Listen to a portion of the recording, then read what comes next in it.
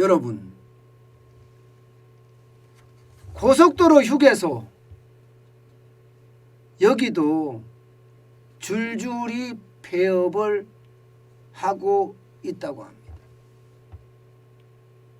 야, 여러분, 결국 말입니다. 코로나19의 그 힘은요,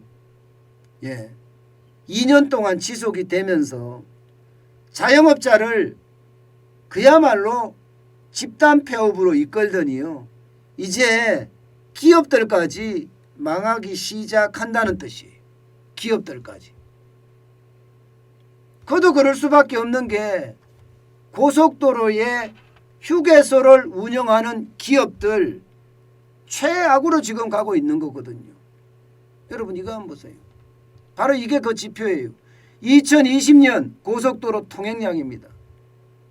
75.3%입니다.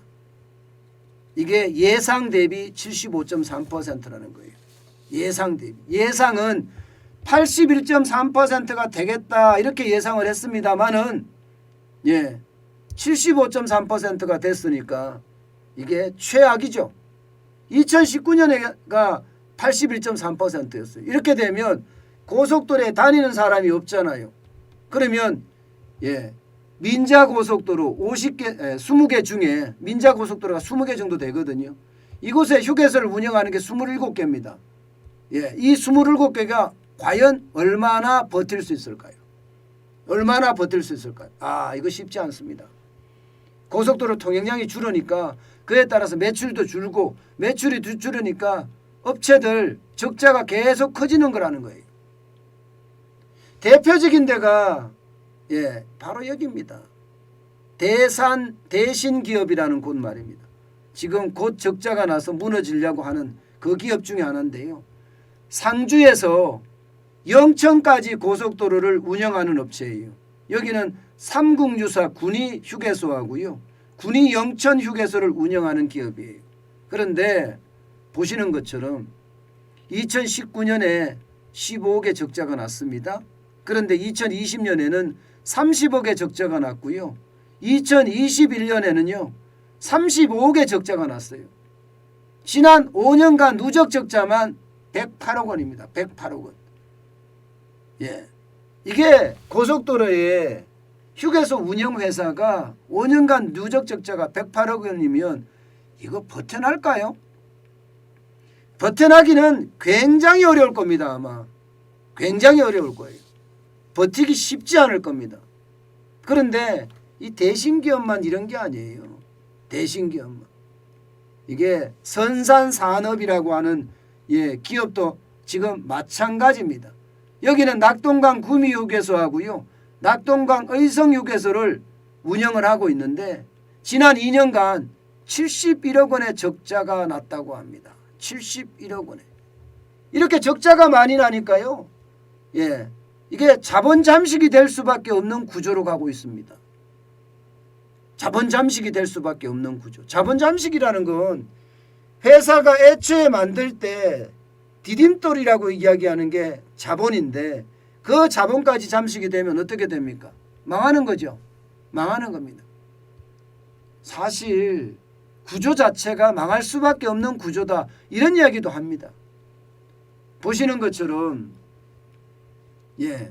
보시는 것처럼 수수료가 굉장히 셉니다. 임대료가. 임대료는 무조건요. 이게 제가 이 내용이 잘못됐는데 매출액의 40%입니다. 매출액의 40%. 400%로 되어 있는데요. 매출액의 40%입니다. 그러면 대신기업 같은 경우는 2020년에 119억을 했으면 이게 임대료가 47억 원. 선산산업 같은 경우도 매출액이 109억 원이면 임대료가 44억 원이에요.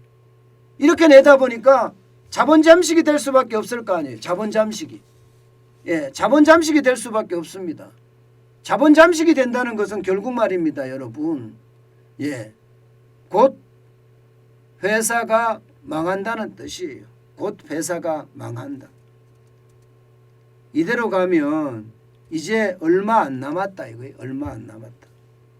사실 고속도로 휴게소 여기만 이런 게 아니거든요. 대신 기업 선산 산업만 이런 것이 아니라 세종 포천 간에 운영하는 남양주 별내 휴게소 여기도 그렇고요. 의정부 휴게소 여기는 벌써 말입니다. 임대료 문제 때문에 한 달째 휴업이에요. 한 달째 휴업. 예. 지금 고속도로 휴게소들이 거의 대부분이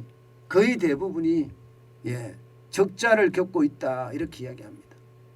사실 이것 때문에 고속도로 휴게소들은요. 너도 나도 정부하고 협상을 좀 하자.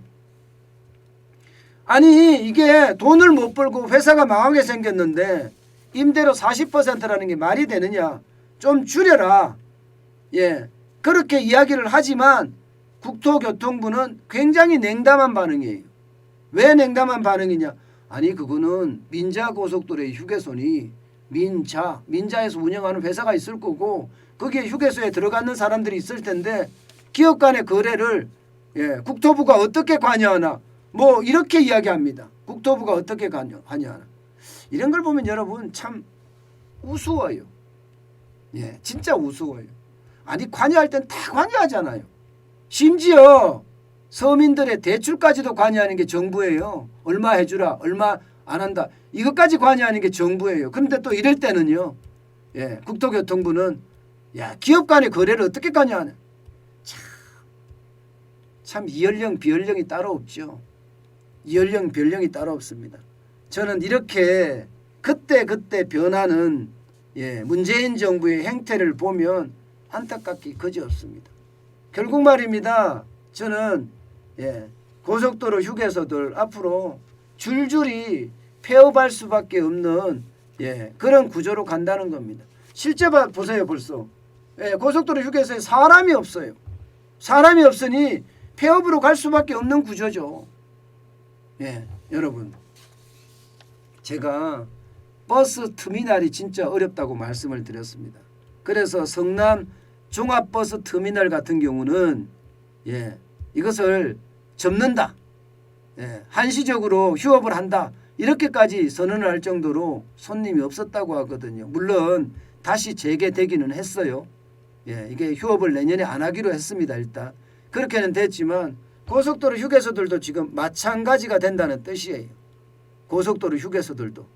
그만큼 말입니다. 이제 고속도로 휴게소 이러면 황금알 낳는 거위라고 생각을 했는데 지금 코로나 시국에 황금알 낳는 거위는커녕 오히려 말입니다.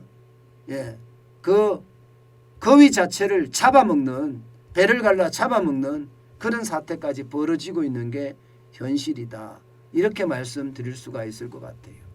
근데 문제는 여러분 여기서 끝나지 않습니다. 지금 코로나가 2년이에요. 2년. 2년이라는 것은요.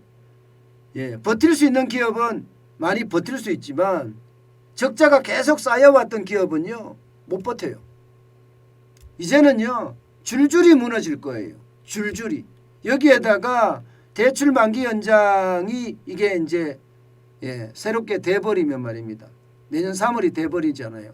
그러면 이제 대출 만기 연장 더 이상 안 해준다 이러면 갚아야 되거든요. 와우, 이거 굉장히 충격으로 올 수도 있습니다. 굉장히 충격. 저는 그래서 앞으로 이제 자영업자들에 이어서 예, 이제 중소기업으로까지 예, 이게 줄폐업이 이제 줄도산이 되겠죠. 줄도산이 이어지는 것 아닌가. 예, 그런 걱정이 굉장히 강해집니다. 내년 경제 저는 진짜 만만치 않다고 생각을 해요. 때문에 여러분 우리 있잖아요. 철저하게 준비하면서 가자고요. 위기는 우리에게 기회라고 이야기하잖아요. 그 기회를 어떻게 하면 잡을 것인가 굉장히 고민하면서 한 걸음 한 걸음 소걸음으로 나아가자고요. 토끼걸음으로 말고 말입니다. 소걸음으로 우직하게 한 걸음 한 걸음 뛰자고요. 그러다 보면 위기도 오고 예, 그러다 보면 기회도 잡을 거라고 저는 생각을 합니다. 그 기회 때 우리는 아주 제대로 잡아야 된다. 그 말씀을 예, 누차 제가 강조합니다.